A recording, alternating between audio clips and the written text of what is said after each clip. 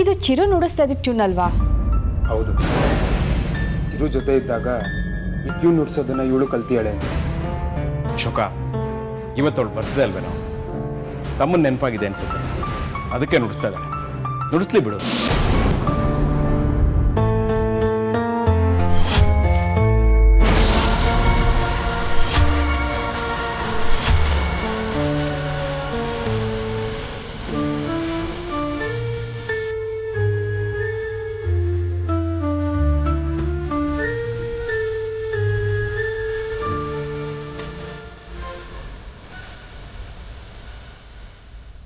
ಆರತಿ, ಮಾವ, ನಾನು ಅವಳಿಗೆ ಎಷ್ಟೆಷ್ಟು ಹೇಳಿದೆ, ಆದರೆ ಅವಳು ನನ್ನ ಮಾತೇ ಕೇಳ್ತಿಲ್ಲ. ಅದು ಯಾಕೆ ಹಾಗೆ ಆಡ್ತಿದ್ದಾಳೆ ಅಂತಲೇ ಗೊತ್ತಾಗ್ತಿಲ್ಲ. ಸರಿಮ್ಮ, ಇನ್ನು ತಡ ಮಾಡೋದು ಬೇಡ. ಗೆಸ್ಟ್ಗಳೆಲ್ಲ ವೆಯ್ಟ್ ಮಾಡ್ತಿದ್ದಾರೆ. ಅವಳನ್ನ ಕರಿ, ಕೇಕ್ ಕಟ್ ಮಾಡಿಸೋಣ. ಸರಿ ಮಾವ. ಹೋಗು.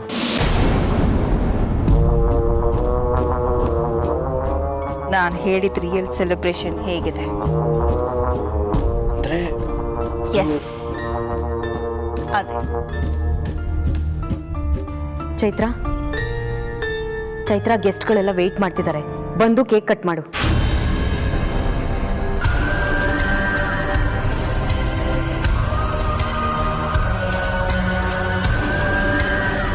ಚೈತ್ರ, ಪ್ಲೀಸ್ ಹಠ ಮಾಡಬೇಡ. ನಿನ್ನ ವರ್ತನೆಯಿಂದ ಮನೆಯವರೆಲ್ರಿಗೂ ಬೇಜಾರಾಗಿದೆ, ಅರ್ಥ ಮಾಡ್ಕೋ.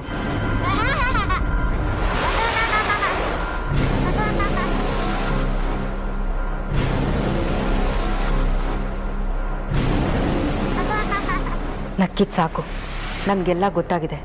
ಸುಮ್ಮನೆ ಬಂದು ಕೇಕ್ ಕಟ್ ಮಾಡು. ಕೇಕ್ ಕಟ್ ಮಾಡ್ಬೇಕಾ? ಬಂದೆ.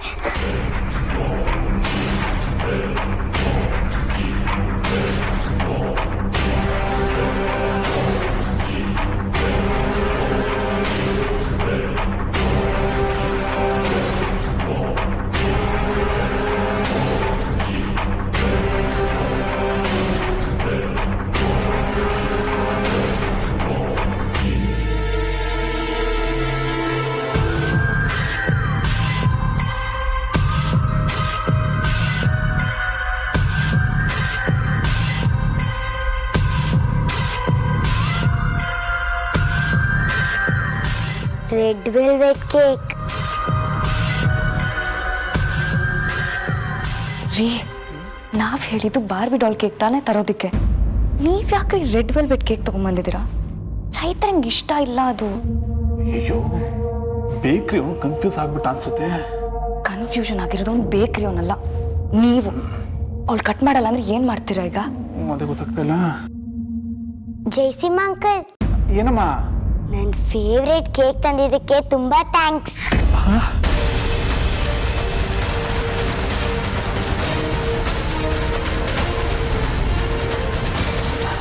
ಸರಿಯಾಗಿರೋದನ್ನೇ ತಂದಿದ್ದೀನಿ.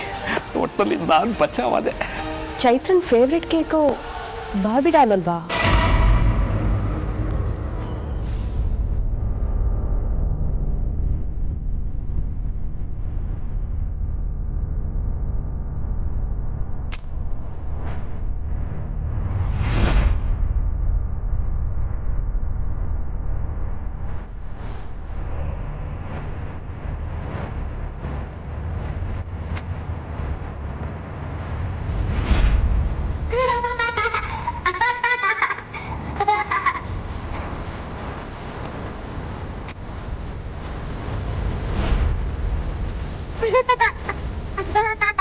Chaitu, stop it.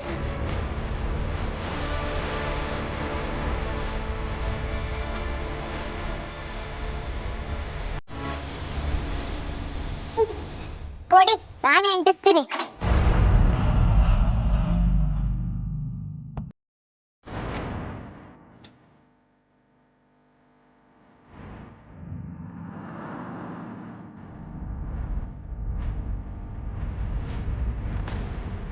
Happy birthday to you.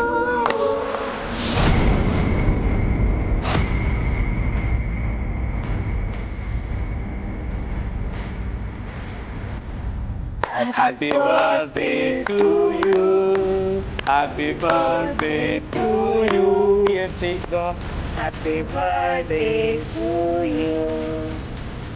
Happy birthday to you.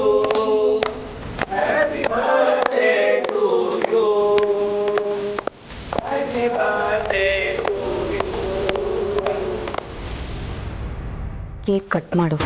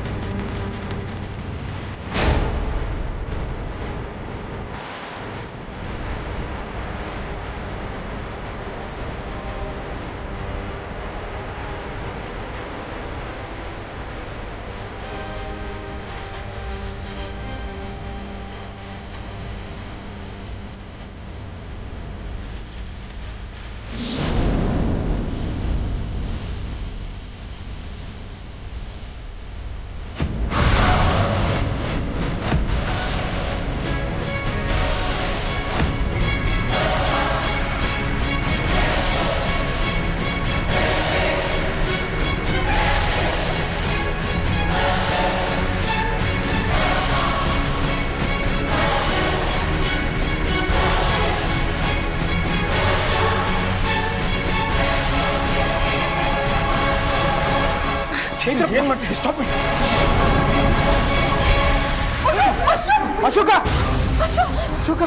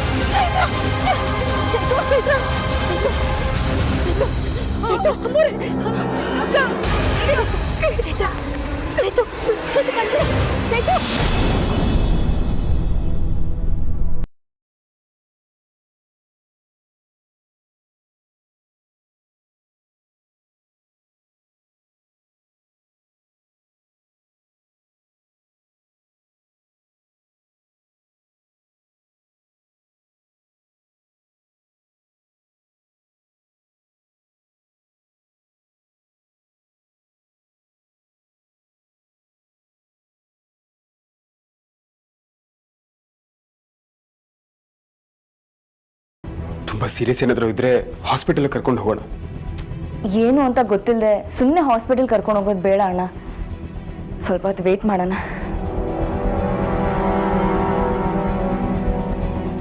ವೇದ, ಚೈತ್ರ ಯಾಕೆ ಈ ರೀತಿ ಆಡಿದ್ಲು ಅನ್ನೋದೇನಾದರೂ ಗೊತ್ತಾಯ್ತೇನಮ್ಮ? ಚೈತ್ರ ತುಂಬ ಮೆಂಟಲಿ ವೀಕ್ ಆಗಿದ್ದಾಳೆ ಅಂತ ಅನಿಸ್ತಿದೆಪ್ಪ.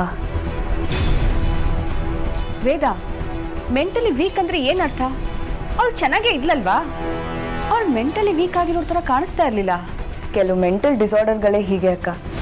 ಚೆನ್ನಾಗೇ ಮಾತಾಡ್ತಿರ್ತಾರೆ, ಎಲ್ಲರ ಜೊತೆ ಚೆನ್ನಾಗೇ ಇರ್ತಾರೆ, ಆದರೆ ಮನಸ್ಸಲ್ಲಿ ಏನೋ ಯೋಚನೆ ಮಾಡ್ತಿರ್ತಾರೆ. ಸಡನ್ನಾಗಿ ಏನಾಗುತ್ತೆ ಅಂತಲೂ ಹೇಳೋಕ್ಕಾಗಲ್ಲ. ಚೈತ್ರಂಗೆ ಈ ರೀತಿ ಆಗೋದಕ್ಕೆ ಏನು ಕಾರಣ ವೇದ? ಚೈತ್ರಾಗೆ ಅನ್ನೋದಕ್ಕಿಂತ ಈ ಏಜಲ್ಲಿ ಮಕ್ಕಳಿಗೆ ಪ್ರೀತಿ ಕೊರತೆ ಆದಾಗ, ಮಕ್ಕಳನ್ನ ಚೆನ್ನಾಗಿ ಗಮನಿಸ್ಕೊಳ್ದೇ ಇದ್ದಾಗ, ಅವ್ರ ಮಾತಿಗೆ ಸ್ಪಂದಿಸದೇ ಇದ್ದಾಗ ಈ ರೀತಿ ಎಲ್ಲ ಆಗೋದು ಸಹಜ ಅಣ್ಣ. ಇವ್ರು ಏನೇನೋ ಮಾತಾಡ್ತಾ ಇದ್ದಾರೆ.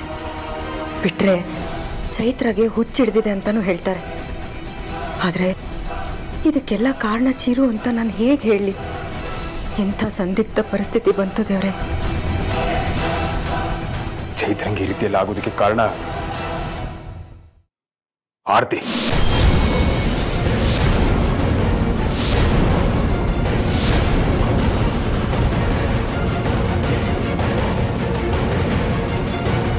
ಅಶೋಕ, ಏನ್ ಮಾತಾಡ್ತಿದ್ಯಾ ನೀನು? ಹೌದು ಚಿಕ್ಕಪ್ಪ, ಚೈತ್ರಂಗೆ ಈ ಸ್ಥಿತಿ ಬರೋದಕ್ಕೆ ಆರ್ತಿನೇ ಕಾರಣ.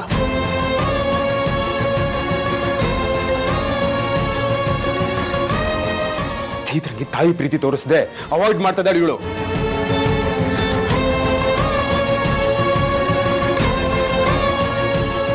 ದೂರ ತಳ್ತಾ ಇದ್ದಾಳೆ. ಚೈತ್ರ ವಿಷಯದಲ್ಲಿ ಮಲ್ತಾ ಇದ್ದಾರೆ ನೋಡ್ತಾಳೆ ಚಿಕ್ಕಪ್ಪ ಇವಳು.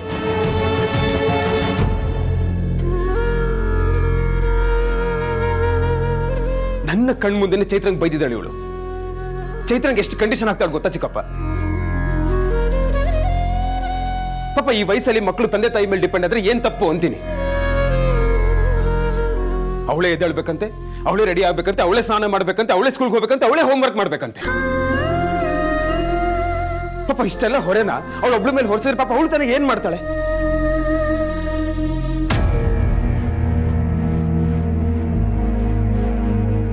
ಇದೇನಿದು ಅಶೋಕ್, ಹೊಸ ವಿಷಯ ಹೇಳ್ತಾ ಇದೆಯಾ? ಹೌದು, ಇಷ್ಟು ದಿನ ಈ ವಿಷಯ ಈ ಮನೇಲಿ ಯಾರಿಗೂ ಗೊತ್ತಿಲ್ಲ. ಬೇಕಾದ್ರೆ ಇವಳನ್ನೇ ಕೇಳಿ. ಆರ್ತಿ, ಅಶೋಕ್ ಹೇಳ್ತಿರೋ ನಿಜಾನೇನಮ್ಮ?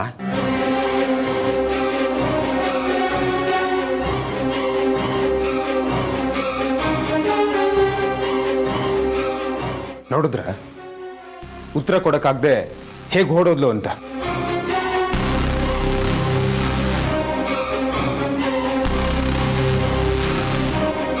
ಚೈತ್ರನ್ನ ಕಾಪಾಡ್ಕೋಬೇಕು ಅಂತ ಹೋರಾಡ್ತಾ ಇರೋರ ಮೇಲೆ ಇಂಥ ಅಪವಾದನ?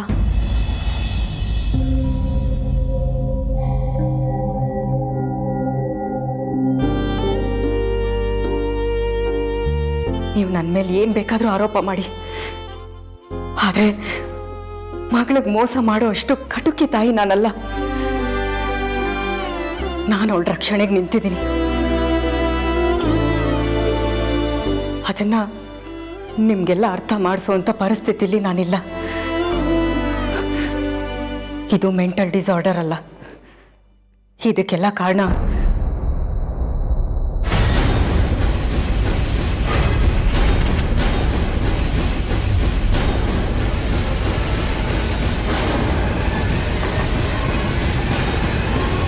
ಈಗಲಾದರೂ ನಿನಗೆ ಸಂತೋಷ ಆಯ್ತಾ? ಈ ಮಮ್ಮಿ ಸಿಕ್ಕಾಕೊಂಡಿದ್ದಿದ್ರೆ ನಿನಗೆ ಸಂತೋಷನಾ?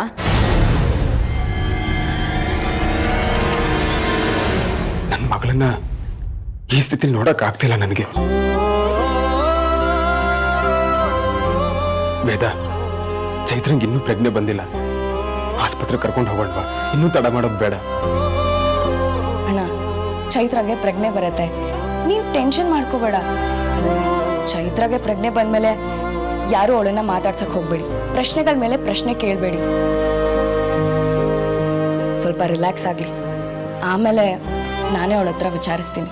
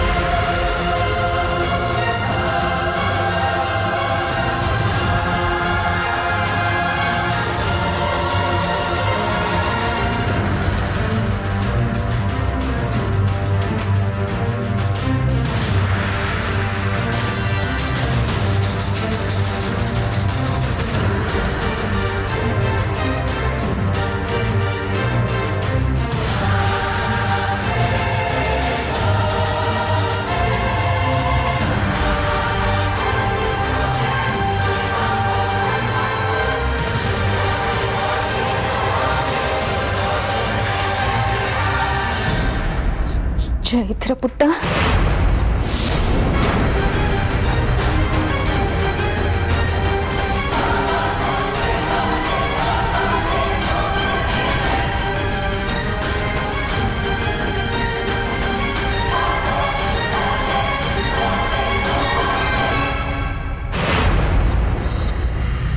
ನೀನು ಹೇಳಿದ್ದನ್ನೆಲ್ಲ ನಾನು ಮಾಡ್ತಾ ಬಂದೆ. ಯಾಕೆ ಹೇಳು? ಅದೆಲ್ಲ ನಿನಗೆ ಸಂತೋಷ ಕೊಡುತ್ತೆ ಅಂತ. ಆದರೆ ನೀನು ನನ್ನ ಮಾತಿಗೆ ಬೆಲೆನೇ ಕೊಡಲಿಲ್ಲ ಅಲ್ವಾ? ಕೊನೆಗೂ ನಿನ್ನ ಹಠಾನೇ ನೀನು ಸಾಧಿಸ್ಬಿಟ್ಟೆ. ನೀನು ನನ್ನ ಯಾವ ಮಾತನ್ನು ಕೇಳಲಿಲ್ಲ. ನೀನು ಮಾಡಿದ್ದು ಸರಿ ಇಲ್ಲ. Really I hate you. I hate you. ಚೈತ್ರನ್ ವಿಷಯದಲ್ಲಿ ನೀನು ಹೀಗೆಲ್ಲ ಬಿಹೇವ್ ಮಾಡ್ತೀಯ ಅಂತ ನನ್ನ ಕನ್ಸು ಮನ್ಸಲ್ಲೂ ಅನ್ಕೊಂಡಿರ್ಲಿಲ್ಲ. ಅವಳು ನಿನ್ನ ಅಕ್ಕ ಕಣೋ. ಅವಳನ್ನ ಯಾಕೆ ಶತ್ರು ಥರ ಟ್ರೀಟ್ ಮಾಡ್ತಿದ್ಯಾ? ನಿನ್ಗೋಸ್ಕರ ನಾನು ಅವಳ ಹತ್ರ ಮಾತು ಬಿಟ್ಟೆ, ಅವಳನ್ನ ದೂರ ಮಾಡ್ಕೊಂಡೆ. ಯಾವ ತಾಯಿನೂ ಮಾಡದೇ ಇರೋ ಅಂತ ತಪ್ಪು ಮಾಡಿದೆ. ಚೈತ್ರ ಈ ಮನೆಗೆ ಮೊದಲನೇ ಮಗಳು. ಅವಳು ಹುಟ್ಟಿದಾಗ ನಿಮ್ಮಪ್ಪ ನನ್ಗೊಬ್ಳೆ ಮಗಳು ಸಾಕು, ಇವಳನ್ನೇ ಗಂಡು ಮಗು ಥರ ಬೆಳೆಸೋಣ ಅಂತ ಹೇಳಿದ್ರು.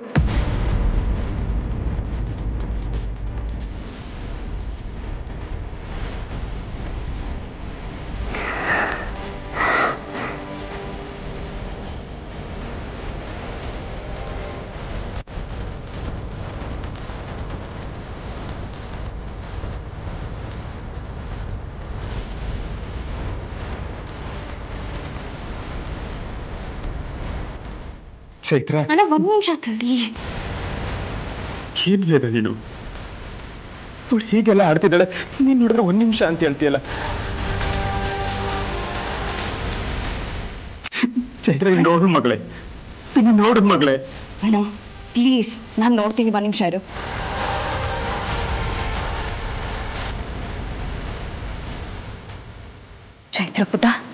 ಚೈತ್ರ ಪುಟ ಕಣ್ಬಿಡು. ವೇದ, ಚೈತ್ರ ಈ ರೀತಿ ಆಡ್ತಿರೋದು ನೋಡ್ತಿದ್ರೆ ಅವಳಿಗೆ ಸೀರಿಯಸ್ ಆಗಿ ಏನೋ ಆಗಿರ್ಬೋದು ಅಂತ ಅನಿಸ್ತಿದ್ದೇವ. ಏನಾಗಿರ್ಬೋದಮ್ಮ? ದೇವ್ರಿ, ಚೈತ್ರಾಗಿ ಏನಾಗ್ತಾ ಇದೆ? ಆರತಿ ಅಮ್ಮನವ್ರು ಬೇರೆ ಇಲ್ಲ, ಎಲ್ಲಿ ಹೋದ್ರು ಇವರು? ಹೋಗಿ ಹೇಳೋಣ ಅವ್ರಿಗೆ. ಬೇಡ, ಅವ್ರು ಇಲ್ಲಿಗೆ ಬಂದರೆ ಹತ್ತು ಕರೆದು ಕೂಗಾಡ್ತಾರೆ. ಚೈತ್ರ,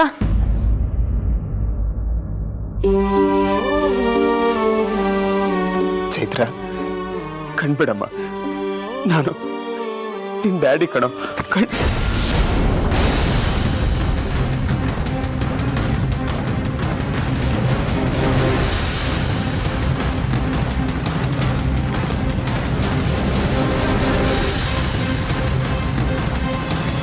ನಾನು ನಿಮ್ಮ ಅಪ್ಪನ ಮಾತನ್ನು ಕೇಳಲಿಲ್ಲ. ನಮ್ಗೆ ಇನ್ನೊಂದು ಮಗು ಬೇಕು ಅಂತ ಹಠ ಮಾಡಿದೆ. ಮನೇಲಿ ಒಂದೇ ಮಗು ಇದ್ರೆ ಒಂಟಿ ಆಗೋಗುತ್ತೆ, ಜೊತೆಲಿ ಆಟ ಆಡ್ಕೊಂಡಿರೋದಕ್ಕೆ ಅನುಕೂಲ ಆಗುತ್ತೆ ಅಂದ್ಕೊಂಡೆ. ಆದರೆ ನೀನು ಅವಳನ್ನ ಶತ್ರು ಥರ ನೋಡೋದಕ್ಕೆ ಶುರು ಮಾಡಿದೆ, ನನ್ನನ್ನು ದೂರ ಮಾಡ್ಕೊಂಡ್ಬಿಟ್ಟೆ. ಹೀಗಿರುವಾಗ ಅವಳಾಗ್ಲಿ ನಾನಾಗ್ಲಿ ನಿನ್ನ ಮೇಲೆ ಹೇಗೂ ಪ್ರೀತಿ ತೋರಿಸೋದಕ್ಕೆ ಸಾಧ್ಯ? ನಿನಗೋಸ್ಕರ ನಾನು ಏನು ಬೇಕಾದರೂ ಮಾಡೋದಕ್ಕೆ ರೆಡಿ ಇದ್ದೆ. ಆದರೆ ನೀನು ನನ್ನ ಒಂದೇ ಒಂದು ಮಾತು ಕೇಳಲಿಲ್ಲ ಅಲ್ವಾ? ಸರಿ, ನಿನಗೆ ನಿನ್ನ ಹಠನೇ ಹೆಚ್ಚಾಯ್ತಲ್ವಾ? ನನಗೂ ನನ್ನ ಹಠನೇ ಹೆಚ್ಚು. ನಾನು ಹಠ ಸಾಧಿಸ್ತೀನಿ. ಇನ್ಮೇಲೆ ನಾನು ನಿನ್ನ ಹತ್ರ ಮಾತಾಡೋದಿಲ್ಲ. ಇದೇ ಕೊನೆ. ನಾನು ನಿನ್ನ ಜೊತೆ ಮಾತಾಡಲ್ಲ.